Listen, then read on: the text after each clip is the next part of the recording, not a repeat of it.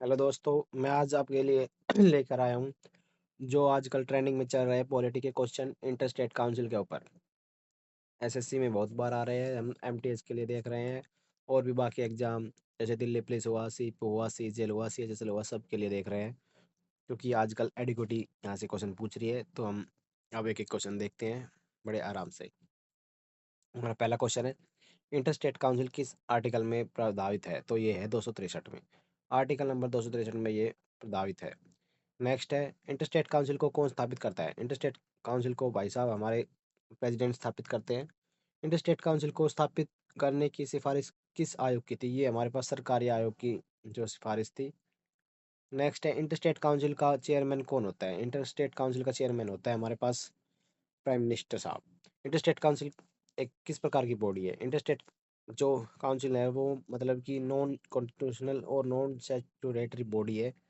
ये प्रेसिडेंट की नोटिफिकेशन से बनती है।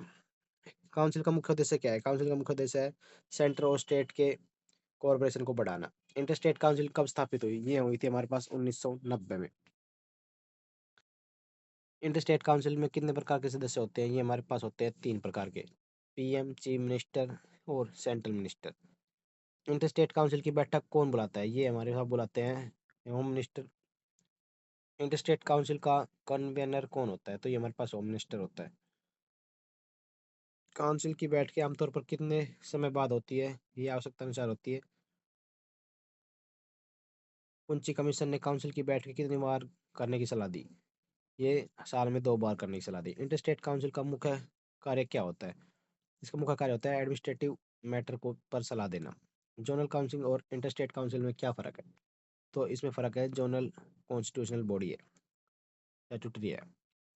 इंटरस्टेट काउंसिल की स्थापना किस आर्टिकल के क्लोज द्वारा गाइडेड है? तो ये 263 के ए बी सी तीनों द्वारा गाइडेड है। नेक्स्ट है हमारे पास, काउंसिल विवादों का निपटारा करती है, ये किस क्लॉज में? ये हमारे पास 263 के ए में है। काउंसिल एक एडवाइजरी बॉडी है, ये किस में? 263 बी में है। काउंसिल इंक्वायरी भी कर सकती है, ये किस में? ये 263 बी में है। इंटरस्टेट काउंसिल कॉन्फ्लिक्ट रेजोल्यूशन में कौन सा तरीका अपनाती है? तो ये अपनाती है डिस्कस और नेगोशिएशन का। नेक्स्ट क्वेश्चन है हमारे पास, इंटरस्टेट काउंसिल परमानेंट बॉडी कब बना? तो ये 2006 में बना। काउंसिल का सेक्रेटरीट कॉन्वेंट कौन मेंटेन करता है? तो ये करता है हमारे पास ministry of home affair. Council का चेयरमैन पीएम होता है क्योंकि वो सेंटर को लीड करने के लिए होता है। इंटरस्टेट काउंसिल किस टाइप की फेडरलिज्म को मजबूत करती है? ये करते कोऑपरेटिव। नेक्स्ट है, सरकारी कमीशन की रिपोर्ट किस वर्ष आई? 1987 में आई। इंटरस्टेट काउंसिल का सबसे महत्वपूर्ण फीचर क्या है? सेंटर और स्टेट की डायलॉग प्लेटफॉर्म को।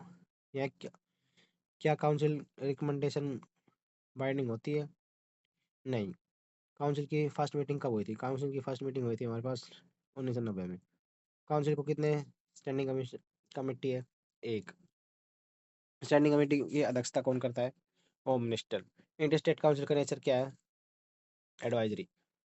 और ये छोटे प्रश्न देखते हैं, काउंसिल किस फेडरल प्रिंसिपल को पुश करती है? कॉरपोरेशन को। क्या काउंसिल डिस्प्यूट को रेफर कर सकती है? यस। काउंसिल का स्टेटस क्या है? नॉन परमानेंट थे या परमानेंट हो गए हैं? कौन सदस्य नहीं होता है इसका? इसका सीजीआई इसका सदस्य नहीं होता है। कौन सदस्य जरूर है? फिर सभी प्राइम मिनिस्टर बहुत जरूरी है। यूनियन टेरिटरी के एडवाइजरी एडमिनिस्ट्रेटर कौन होते हैं? एडमिनिस्ट्रेटर्स कौन होते हैं? ये होते हैं यस। आर्टिकल 263 किस पार्ट में है? पार्ट 11 में। किस काउंसिल में रिवाइवल की सिफारिश है? उनसी।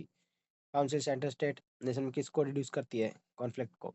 काउंसिल इकोनॉमिक मैटर डिस्कस कर सकती है? यस। इंटरस्टेट काउंसिल सेक्रेटरी को अपॉइंट कौन करता है? Government of India. Council emergency matter discuss कर सकती है? यस। काउंसिल का काम जुडिशियल नेचर का है? नो। काउंसिल किस रिकमेंडेशन के बाद बनी? सरकारिया। काउंसिल के बीच कोऑपरेशन बढ़ती है? सेंटर और स्टेट। काउंसिल लीगल पावर कुछ है? Advisory only. क्या पार्लियामेंट काउंसिल मैंडेटरी बना सकते हैं? नो। काउंसिल डिस्प्यूट सेटलमेंट में फोर्स यूज कर सकती है? नो। काउंसिल फेडरलिज्म टेंशन किसको रिड्यूस करती है? डायलॉग। काउंसिल का सबसे कोर फंक्शन क्या है? पॉलिसी को कोऑर्डिनेशन करना। ये हो गया हमारे पास टॉप 50। और आगे भी बने रहना। धन्यवाद।